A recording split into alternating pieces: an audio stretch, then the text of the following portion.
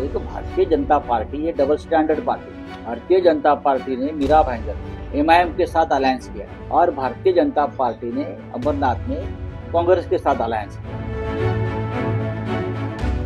देश की राजनीति में बीजेपी और कांग्रेस को आमतौर पर एक दूसरे के सबसे बड़े विरोधी के तौर पर देखा जाता है, क्योंकि जहां एक पार्टी कांग्रेस मुक्त भारत की बात करती है तो दूसरी बीजेपी को लोकतंत्र के लिए खतरा बताती है।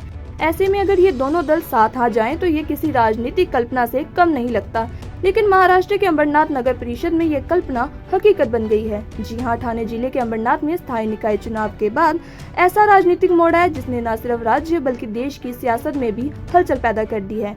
यहाँ बीजेपी और कांग्रेस ने हाथ मिलाकर एकनाथ शिंदे की अगुवाई वाली शिवसेना को सत्ता से बाहर कर दिया है। दरअसल महाराष्ट्र के स्थायी निकाय चुनाव में अमरनाथ नगर परिषद की सत्ता के लिए दो विरोधी दल एक साथ आ गए हैं। कांग्रेस, बीजेपी और एआईएमआईएम ने अमरनाथ नगर परिषद में एक साथ चुनाव लड़ने का ऐलान किया है, जहां ये गठबंधन शिवसेना के खिलाफ सोची समझी साजिश के तहत उठाया गया कदम माना जा रहा है। आपको बता दें कि अमरनाथ नगर परिषद शिवसेना का मजबूत गढ़ माना जाता है। डिप्टी सीएम एकनाथ शिंदे के बेटे श्रीकांत शिंदे इसी इलाके से सांसद हैं। यही वजह है कि यहाँ सत्ता से बाहर होना शिंदे गुट के लिए सिर्फ स्थानीय हार नहीं बल्कि राजनीतिक संदेश भी माना जा रहा है। वहीं नगर परिषद की कुल 59 सीटों में शिवसेना सबसे बड़ी पार्टी बनकर उभरी थी, लेकिन बहुमत के आंकड़े तक नहीं पहुँच सकी। ऐसे में यहीं से सत्ता की असली राजनीति शुरू हुई। यूं तो आमतौर पर ऐसी स्थिति में बीजेपी और शिवसेना का गठबंधन बनना तय माना जाता, लेकिन अमरनाथ में तस्वीर बिल्कुल उलट नजर आई।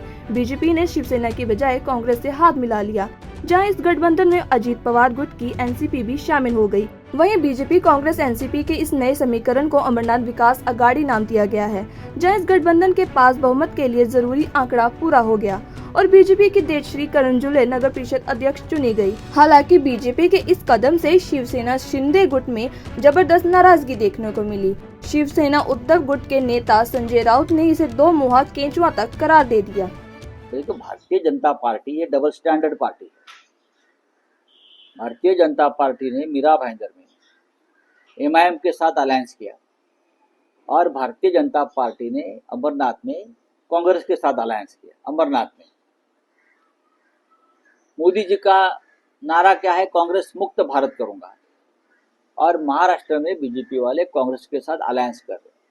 तो मैंने कहा ना, ये दो मुंह वाले डबल स्टैंडर्ड लोग हैं, उनके ऊपर विश्वास मत रखो। अब उनके पार्टी में अजित पवार है। अजित पवार वीर सावरकर के विचारों को नहीं मानते, खुलेआम बोले, फिर भी उनके सरकार में है। लेकिन सावरकर के बारे में ज्ञान किसको देंगे?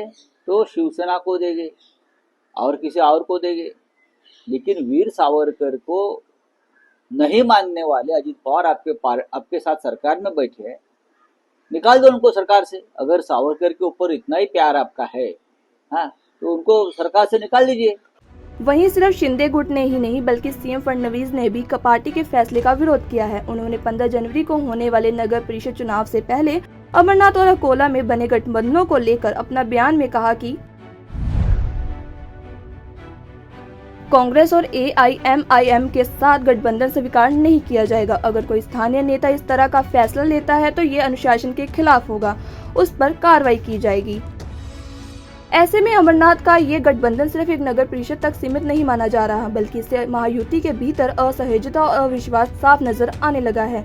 जहां सवाल ये भी उठ रहे हैं कि क्या आने वाले नगर निगम और विधानसभा चुनावों में ऐसे और अप्रत्याशित गठबंधन देखने को मिल सकते हैं। वहीं अमरनाथ की सियासत ने एक बार फिर साबित कर दिया है कि भारतीय राजनीति में स्थायी दुश्मनी या दोस्ती जैसी कोई चीज नहीं होती। यहाँ हालात गणित और सत्ता की जरूरतें विचारधाराओं पर भारी पड़ जाती हैं। बहरहाल आने वाले दिनों में महाराष्ट्र की राजनीति और कैसे चुकाने वाले मोड़ लेगी, ये देखना दिलचस्प होगा। Bureau report, Punjab Kesari TV. हमसे जुड़े रहने के लिए हमारे YouTube चैनल को सब्सक्राइब करें और नई वीडियो की नोटिफिकेशन के लिए बेल आइकॉन को दबाएं।